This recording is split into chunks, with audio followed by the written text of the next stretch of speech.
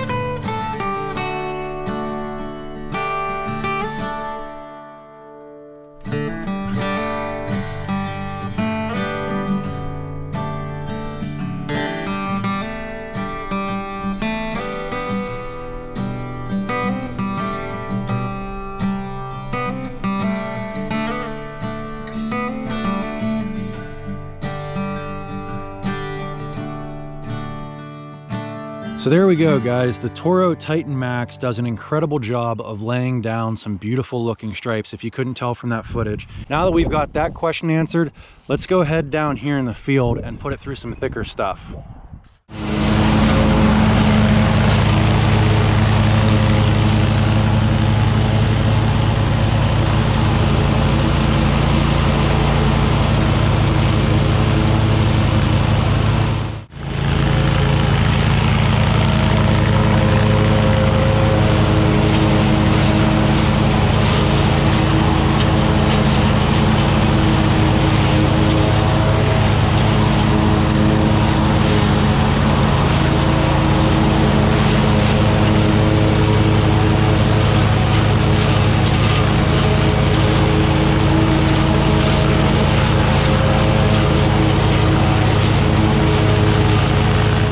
All right, so before we talk about my thoughts on this mower, let's talk about where this mower fits in, who it's designed for. So in my opinion, you've got three classes of mowers. You've got entry-level consumer mowers made for somebody that's got maybe an acre to mow.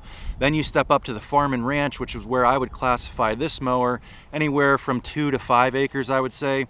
And then you step into the professional grade, somebody who's going from 1 acre lawn to 1 acre lawn all day long, all week long. If you've got property like we do, I don't think you're gonna be happy with one of those entry-level mowers. I just don't think they're built to last 15 years like a piece of equipment like this would be. So in my opinion, this Toro Titan Max is at the top end of the farm and ranch segment.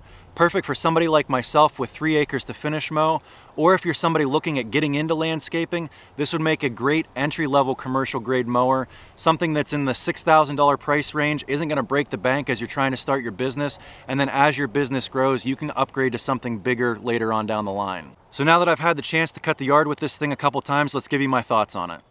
So let's start off with the pros of this machine. So the first thing I have here is the quality of cut. If you can see right there, this thing does an excellent job of laying down some beautiful stripes.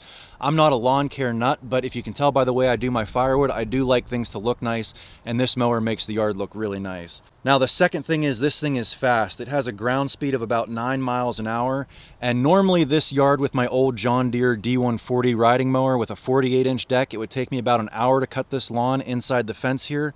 With this thing, I just did it in 40 minutes. Now the third thing I want to say about this mower is the quality of the seat. It comes standard with armrest, it's got a lot of cushion in there, and it's bolstered so it holds you in place. The fourth thing I really like about this upgrading from my John Deere D140, and this is just going to be true of any zero turn, is the nimbleness of it. Now I don't really have any cons to this machine, but if I had to find a few things that bug me a little bit, the first one would be lack of a fuel gauge. Now it does have a fuel gauge, but I don't think it's going to be very useful. It's down in between your legs instead of up on the operator station where I think it should be, so you're not going to be able to tell how much fuel you have while you're on it. And secondly, you're going to be reading it through the clear plastic of the gas tank, so really you need good lighting, like you need the sun to be hitting that fuel tank in order to see it. So I just think there could be some improvements made for the fuel gauge for the operator station.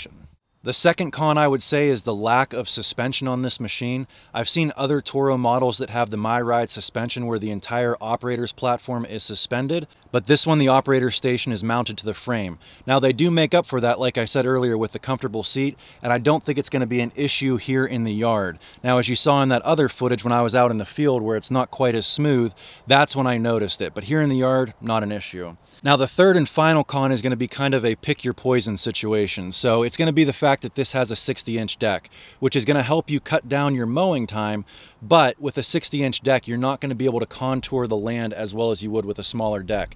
So it kind of comes down to, do you want to get every last piece of grass or do you want to mow your yard faster? In my opinion, I'd rather mow my yard faster and not worry about getting every last blade of grass that's in every peak and valley.